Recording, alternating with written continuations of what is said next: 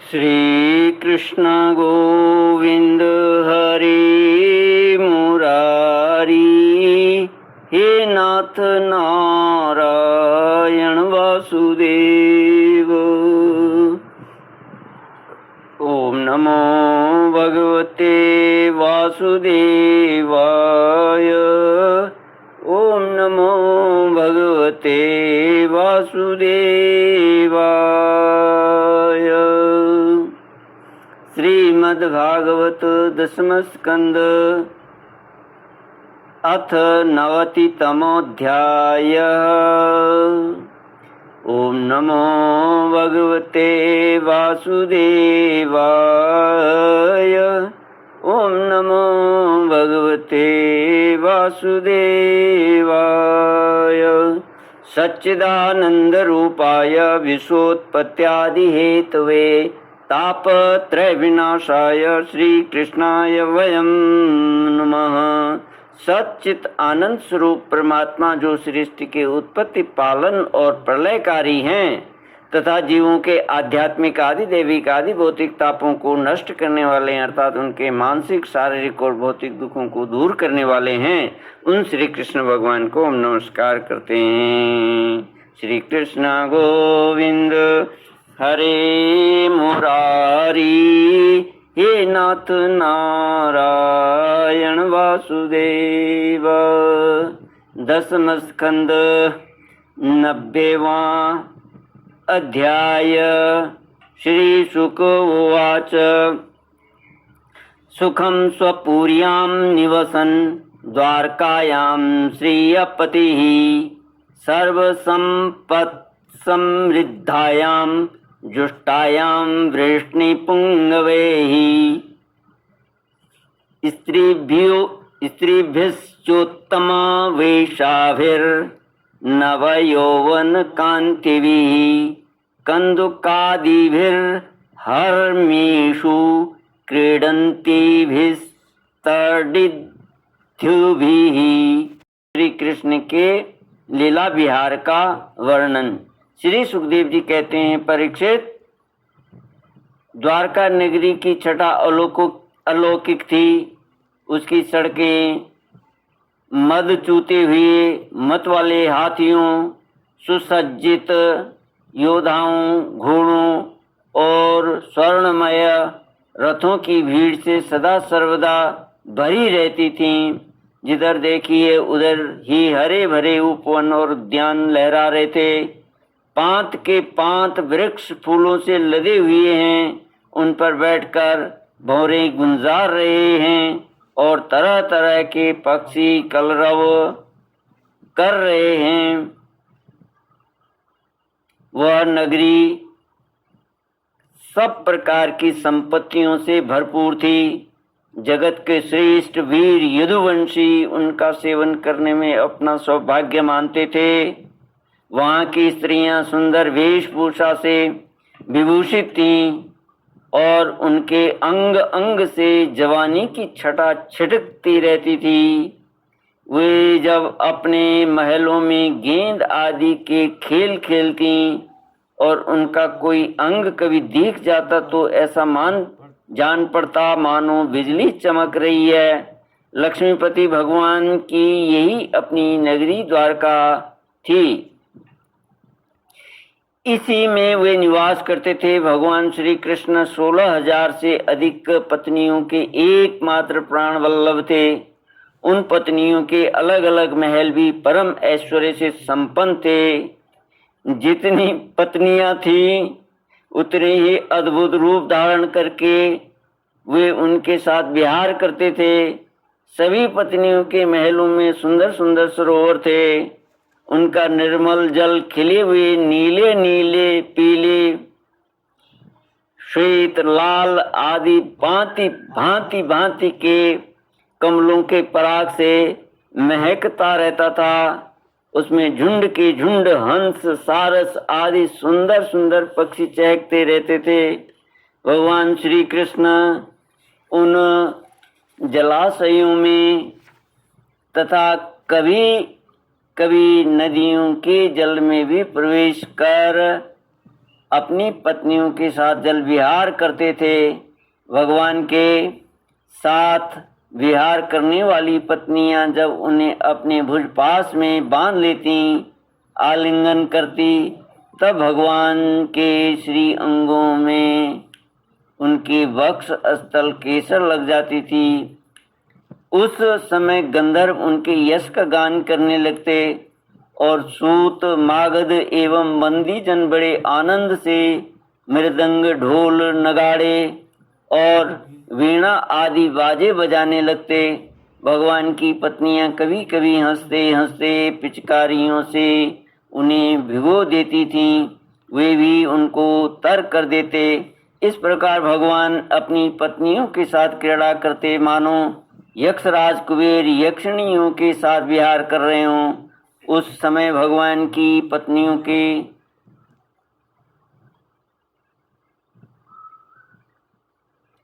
अंग वस्त्रों के भीग जाने के कारण उनमें से झलकने लगते। उनकी बड़ी बड़ी चोटियों और जूड़ों से गूंथे हुए फूल गिरने लगते। वे उन्हें भिगोते भिगोते पिचकारी छीन लेने के लिए उनके पास पहुंच जाती और इसी बहाने से अपने प्रियतम का आलिंगन कर लेती। उनके स्पर्श से पत्नियों के हृदय में प्रेम भाव की अभिवृद्धि हो जाती, जिससे उनका मुख कमल खिल उठता। ऐसे अवसरों पर उनकी शोभा और भी बढ़ जाया करती।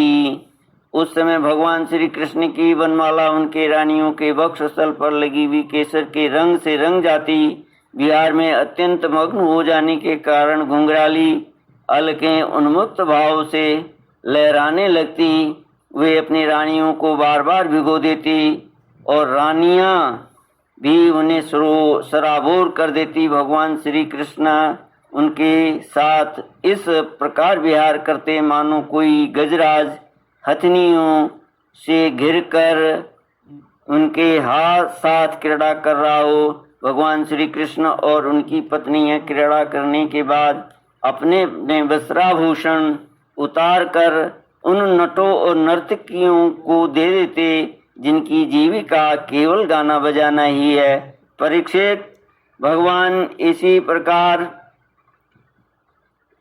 उनके साथ विहार करते रहते। उनकी चाल ढाल, बातचीत, चितवन, मुस्कान, हास विलास और आलिंगन आदि से रानियों के चित्त वृत्ति उन्हीं की ओर खींची रहती। उन्हें और किसी बात का स्मरण ही न होता। परीक्षित, रानियों के जीवन सर्वस्व उनके एकमात्र हृदयेश्वर भगवान श्री कृष्ण ही थे। वे कमल नयन श्याम सुंदर की चिंतन में ही इतनी मग्न हो जाती कि कई देर तक चुप हो रहती और फिर उन्मत्त के समान असंबद्ध बातें कहने लगती।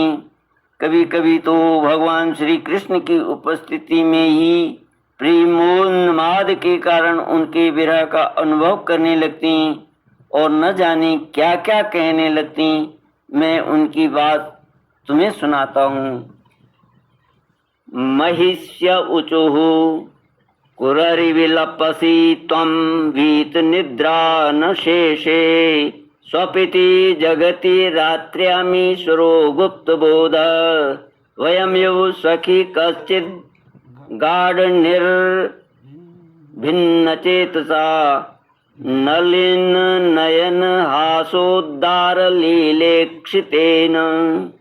रानियां कहती, अरे कुररी, अब तो बड़ी रात हो गई है, संसार में सब और सन्नाटा छा गया। देख, इस समय स्वयं भगवान अपना अखंड बोध छिपाकर सो रहे हैं और तुझे नींद ही नहीं आती। तू इस तरह रात रात भर जग कर विलाप क्यों कर रही है? सखी, कहीं कमल नयन भगवान के मधुर हास्य और लीला भरी उदार स्वीकृति सूचक चितवन से तेरा हृदय भी हमारी ही तरह बिंद तो नहीं गया? अरे चकवी, तूने रात के समय अपने नेत्र क्यों बंद कर लिए हैं? क्या तेरे पतिदेव कहीं विदेश चले गए हैं कि तू इस प्रकार करुण स्वर से पुकार रही है? हाय हाय, तब तो तू बड़ी दुखिनी है, परंतु हो न हो तेरे हृदय में भी हमारे ही समान भगवान की दासी होने का भाव जग गया है। क्या अब तू उनके चरणों पर चढ़ाई हुई पुष्पों की माला अपनी चोटियों में धारण करना चाहती है? अहो समुद्र, तुम निरंतर गरजते ही रहते हो, तुम्हें नींद नहीं आती क्या? जान पड़ता तुम्हें सदा जागते रहने का रोग लग गया है, परंतु नहीं नहीं, हम समझ गई। हमारे प्यारे श्याम सुंदर ने तुम्हारे धैर्य, गांभीर्य आदि स्वाभाविक गुण छीन लिए हैं। क्यों? क्या इसी से तुम हमारे ही समान ऐसी व्याधि के शिकार हो गए हो जिसकी कोई दवा नहीं है? चंद्रदेव, तुम्हें बहुत बड़ा रोग राज यक्ष्मा हो गया है, इसी से तुम इतने क्षीण हो गए हो। अरे राम राम, अब तुम अपनी किरणों से अंधेरा भी नहीं हटा सकते क्या? हमारी ही भांति हमारे प्यारे श्याम सुंदर की मीठी मीठी रहस्य की बातें भूल जाने के कारण तुम्हारी बोलती बंद हो गई है। क्या उसी की चिंता से तुम मौन हो रहे हो? मलयानिल, हमने तेरा क्या बिगाड़ा है जो तू हमारे हृदय में काम का संचार कर रहा है? अरे तू नहीं जानता क्या, भगवान की तिरछी चितवन से हमारा हृदय तो पहले से ही घायल हो गया है। श्रीमन मेघ, तुम्हारे शरीर का सौंदर्य तो हमारे प्रियतम जैसा ही है। अवश्य तुम यदुवंश शिरोमणि भगवान के परम प्यारे हो, तभी तो तुम हमारी ही भांति प्रेम पास में बंधकर उनका ध्यान कर रहे हो। देखो देखो, तुम्हारा हृदय चिंता से भर रहा है, तुम उनके लिए अत्यंत उत्कंठित हो रहे हो, तभी तो बार बार उनकी याद करके हमारी ही भांति आंसू की धारा बहा रहे हो। यहाँ श्याम घन, सचमुच घनश्याम से नाता जोड़ना घर बैठे पीड़ा मोल लेना है। री कोयल, तेरा गला बड़ा ही सुरीला है, मीठी बोली बोलने वाले और हमारे प्राण प्यारे के समान ही मधुर स्वर से तू बोलती है। सचमुच तेरी बोली में सुधा घोली हुई है, जो प्यारे के विरह से मरे हुए प्रेमियों को जलाने वाली है। तू ही बता, इस समय हम तेरा क्या प्रिय करें? प्रियव्रत, प्रिय पर्वत, तुम तो बड़े उदार विचार के हो, तुमने ही पृथ्वी को भी धारण कर रखा है। न तुम हिलते डोलते हो और न कुछ कहते सुनते हो। जान पड़ता है कि किसी बड़ी बात की चिंता में मग्न हो रहे हो। ठीक है, हम समझ गई। तुम हमारी ही भांति चाहते हो कि अपने स्तनों के समान बहुत से शिखरों पर मैं भी भगवान श्याम सुंदर के चरण कमल धारण करूं। समुद्रपति नदियों, ये ग्रीष्म ऋतु है, तुम्हारे कुंड सूख गए हैं। अब हमारे अंदर खिले हुए कमलों का सौंदर्य नहीं दिखता। तुम बहुत दुबली पतली हो गई हो। जान पड़ता है जैसे हम अपने प्रियतम श्याम सुंदर की प्रेम भरी चितवन न पाकर अपना हृदय खो बैठी हैं और अत्यंत दुबली पतली हो गई हैं। वैसे ही तुम भी मेघों के द्वारा अपने प्रियतम समुद्र का जल न पाकर ऐसी दीनहीन हो गई हो। हंस, आओ, भले आए, स्वागत है, आसन पर बैठो, लो दूध पियो। प्रिय हंस, श्याम सुंदर की कोई बात तो सुनाओ। हम समझती हैं कि तुम उनके दूत हो। किसी के बस में न होने वाले श्याम सुंदर सकुशल तो है ना? अरे भाई, उनकी मित्रता तो बड़ी अस्थिर है, क्षणभंगुर है। एक बात तो बतलाओ, उन्होंने हमसे कहा था कि तुम ही हमारी परम प्रियतमा हो। क्या अब उन्हें यह बात याद है ना? आओ, हम तुम्हारी अनुनय विनय नहीं सुनती। जब वे हमारी परवाह नहीं करते तो हम उनके पीछे पीछे क्यों मरें? शूद्र के दूत, हम उनके पास नहीं जाते। क्या कहा? वे हमारी इच्छा पूर्ण करने के लिए ही आना चाहते हैं। अच्छा, तब तो उन्हें यहाँ बुला लाना, हमसे बातें कराना, परंतु कहीं लक्ष्मी को साथ न ले आना। तब क्या वे लक्ष्मी को छोड़कर यहाँ नहीं आना चाहते? ये कैसी बात है? क्या स्त्रियों में लक्ष्मी ही एक ऐसी है जिनका भगवान से अनन्य प्रेम है? क्या हम में से कोई एक भी वैसी नहीं है? परीक्षित, श्री कृष्ण पत्नियां योगेश्वर भगवान श्री कृष्ण में ऐसा ही अनन्य प्रेम भाव रखती थीं। इसी से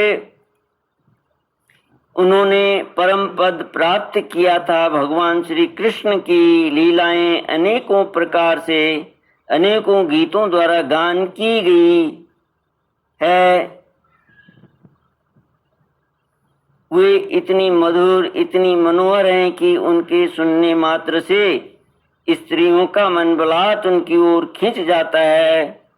फिर जो स्त्रियां उन्हें अपने नेत्रों से देखती थी, उनके संबंध में तो कहना ही क्या है। श्री कृष्ण गोविंद हरे मुरारी, हे नाथ नारायण वासुदेव। ओम पूर्णमद पूर्णमिदं पूर्णात् पूर्णमुदच्यते पूर्णस्य पूर्णमादाय पूर्णमेवावशिष्यते। ओम शांति शांति शांति। हरि ओम। श्री गुरुभ्यो नमः। हरि ओम।